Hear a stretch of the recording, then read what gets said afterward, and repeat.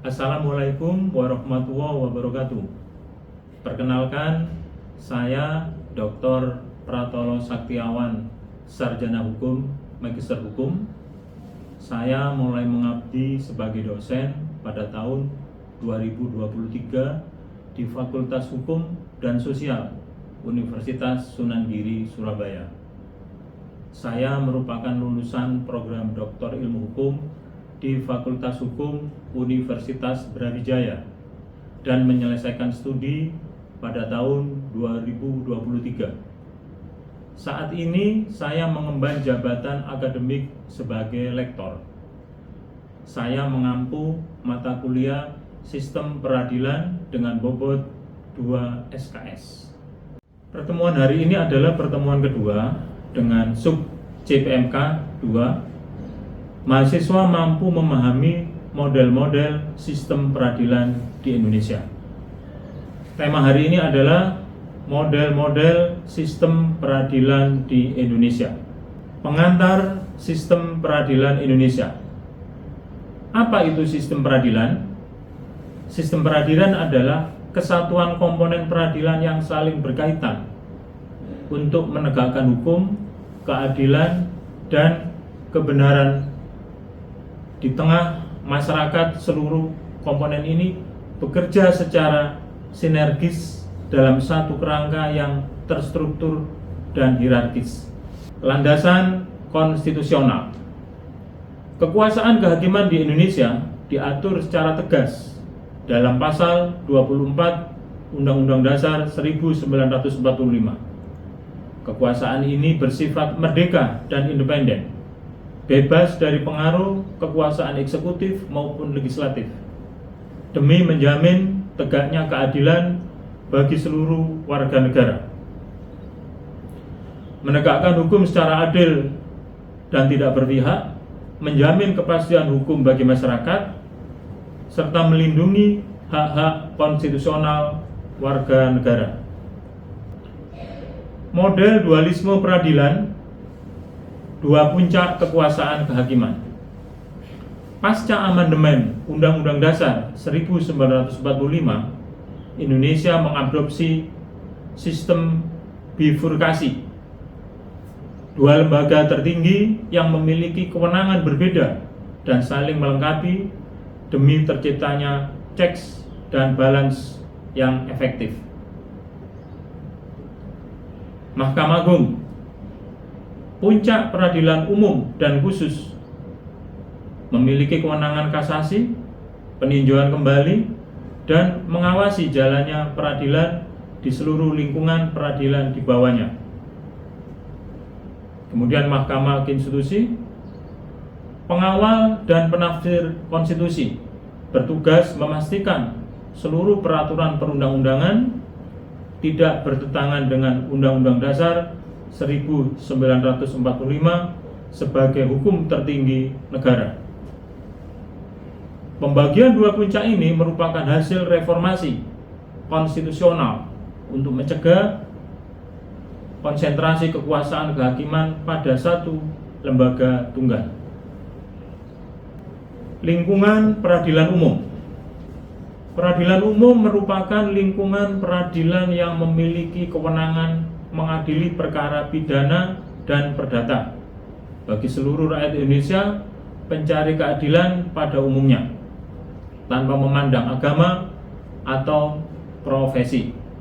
Yang pertama, pengadilan negeri tingkat pertama berkedudukan di setiap kabupaten dan kota di seluruh Indonesia. Yang kedua, pengadilan tinggi tingkat banding berkedudukan di ibu kota provinsi sebagai pengadilan tingkat kedua. Yang ketiga, Mahkamah Agung, puncak tertinggi, memutus kasasi dan peninjauan kembali atas putusan pengadilan tinggi. Contoh perkara yang ditangani sengketa tanah dan kepemilikan, tindak pidana pencurian, pembunuhan, penggelapan, serta gugatan wan prestasi dan perbuatan melanggar hukum dalam bidang perdata. Lingkungan peradilan agama, yurisdiksi dan kompetensi. Peradilan agama memiliki kewenangan khusus bagi warga negara yang beragama Islam. Lembaga ini menyelesaikan perkara-perkara yang berkaitan dengan hukum keluarga Islam dan ekonomi berbasis syariah, menjamin hak-hak umat Islam diproses sesuai prinsip hukum Islam. Struktur hierarki pengadilan agama tingkat pertama di kabupaten atau kota, kemudian pengadilan tinggi agama tingkat banding di ibu kota provinsi, Mahkamah Agung tingkat kasasi tertinggi. Kemudian perihal perkawinan ada perceraian, isbat nikah, nafkah. Kemudian tentang kewarisan, pembagian harta waris secara Islam. Wasiat dan hibah, yaitu perkara pemberian harta semasa hidup. Ekonomi syariah, sengketa perbankan dan lembaga syariah. Lingkungan peradilan militer. Peradilan militer adalah lembaga peradilan khusus yang berwenang mengadili tindak pidana yang dilakukan oleh prajurit TNI atau orang-orang yang dibersamakan dengan prajurit. Tujuan utamanya adalah menjaga disiplin, kehormatan, dan ketertiban dalam institusi militer Indonesia. Pengadilan militer pertempuran mengadili perkara wilayah pertempuran aktif. Pengadilan militer utama memutus banding dari pengadilan militer tinggi. Pengadilan militer tinggi tingkat banding untuk perkara militer tingkat pertama. Dan pengadilan militer tingkat pertama mengadili prajurit di wilayah yurisdiksinya. Lingkungan peradilan tata usaha negara. Fungsi dan tujuan. Pengadilan tata usaha negara hadir sebagai pelindung warga negara dari tindakan sewenang-wenang pejabat pemerintah lembaga. Ini mengadili sengketa antara warga negara dan badan atau pejabat tata usaha negara akibat penertiban keputusan tata usaha negara yang dianggap merugikan. Objek sengketa dan struktur. Objek sengketa utama adalah surat keputusan atau SK pejabat yang dinilai bertentangan dengan peraturan perundang-undangan atau asas-asas umum pemerintahan yang baik. PT-UN, Pengadilan Tata Usaha Negara tingkat pertama. PT-TUN, Pengadilan Tingkat Tata Usaha Negara atau tingkat banding. Mahkamah Agung tingkat kasasi tertinggi. Contoh, sengketa izin lingkungan, pemberhentian PNS, pencabutan izin usaha oleh pemerintah.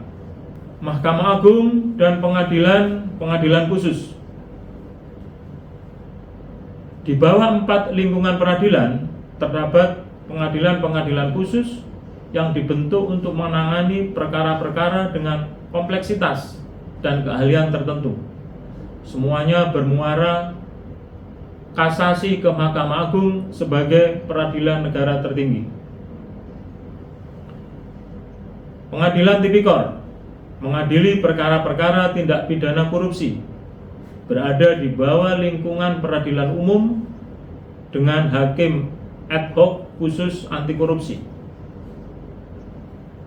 Pengadilan Hubungan Indonesia Pengadilan Hubungan Industrial menyelesaikan perselisihan antara pekerja dan pengusaha, termasuk perselisihan hak kepentingan dan PHK. Pengadilan Niaga mengadili perkara kepailitan, PKPU, dan sengketa HKI di lingkungan bisnis. Pengadilan Anak mengadili perkara anak yang berkonflik dengan hukum, mengutamakan pendekatan restoratif dan perlindungan anak. Mahkamah Konstitusi dan Komisi Yudisial. Mahkamah Konstitusi. Mahkamah Konstitusi adalah lembaga pengawal konstitusi yang keputusannya bersifat final dan mengikat. Tidak ada upaya hukum lebih lanjut atas putusan MK. Judicial Review menguji undang-undang terhadap Undang-Undang Dasar 1945. Sengketa pemilu memutus perselisihan hasil pemilu atau pilkada. Pembubaran parpol memutus pembubaran partai politik. Komisi Yudisial. Komisi Yudisial adalah lembaga negara mandiri yang bertugas menjaga kehormatan, keluhuran martabat, dan perilaku hakim di seluruh Indonesia. Komisi Yudisial tidak mengadili perkara, melainkan mengawasi perilaku hakim dan berperan dalam seleksi hakim agung. Menerima laporan masyarakat atas dugaan pelanggaran hakim, melakukan investigasi dan sidang pemeriksaan etik, mengusulkan nama calon hakim agung ke DPR. Kesimpulan, satu sistem, banyak wajah keadilan. Sistem peradilan Indonesia dibangun di atas prinsip integrasi dengan spesialisasi. 4 lingkungan peradilan, 2 lembaga puncak, dan berbagai pengadilan khusus bekerja sama demi satu tujuan, menetapkan keadilan bagi seluruh rakyat Indonesia. 2 puncak, MA dan MK sebagai pilar bifurkasi kekuasaan kehakiman yang saling mengimbangi. 4 lingkungan, umum, agama, militer, dan PT-UN, masing-masing dengan kompetensi yang khas dan terstruktur. Independensi, kemerdekaan, kekuasaan kehakiman adalah kunci perlindungan hak asasi manusia dan demokrasi. Pemahaman mendalam atas arsitektur sistem peradilan adalah fondasi bagi setiap praktisi dan akademisi hukum dalam mengadvokasi keadilan yang sesungguhnya. Baik rekan-rekan mahasiswa, setelah saya mempresentasikan materi sistem peradilan di Indonesia, sekarang akan saya buka sesi tanya jawab untuk mengevaluasi apakah para mahasiswa telah memahami materi yang telah saya sampaikan. Untuk pertanyaan yang pertama, apa yang dimaksud dengan sistem 2 puncak peradilan yang ada di Indonesia? Silakan para mahasiswa, ada yang bisa menjawab? Silakan dijawab, Pak. Iya, izin menjawab Bapak. Yang pertama ada Mahkamah Agung dan Mahkamah Konstitusi. Jawaban Anda benar. Jadi yang dimaksud dengan sistem 2 puncak, Indonesia memiliki 2 lembaga peradilan tertinggi yang sejajar, yaitu Mahkamah Agung dan Mahkamah Konstitusi. Selanjutnya, pertanyaan kedua, sebutkan 4 lingkungan peradilan yang berada di bawah naungan Mahkamah Agung. Silakan menjawab. Ada 4 Pak, yaitu peradilan umum, agama, militer, dan PUTM. Jawaban saudara benar, ada 4 peradilan, yaitu peradilan umum, peradilan agama, peradilan militer, dan peradilan tata usaha negara. Baik para mahasiswa, barangkali ada yang mau bertanya? Izin bertanya Bapak, mengenai perbedaan mendasar antara wewenang Mahkamah Agung dan Mahkamah Konstitusi. Baik, akan saya jawab. Perbedaan kewenangan antara Mahkamah Agung dan Mahkamah Konstitusi, yaitu Mahkamah Agung berwenang mengadili perkara pidana, perkara perdata, dan kasasi masyarakat umum. Sedangkan Mahkamah Konstitusi berwenang menguji undang-undang terhadap Undang-Undang 1945 dan memutus sengketa pemilu. Baik, perkuliahan hari ini saya tutup. Saya terima kasih para mahasiswa sudah memahami materi yang saya sampaikan, dengan kita bisa melaksanakan sesi tanya jawab dengan lancar. Sekian, terima kasih. Wassalamualaikum warahmatullahi wabarakatuh. Waalaikumsalam warahmatullahi wabarakatuh.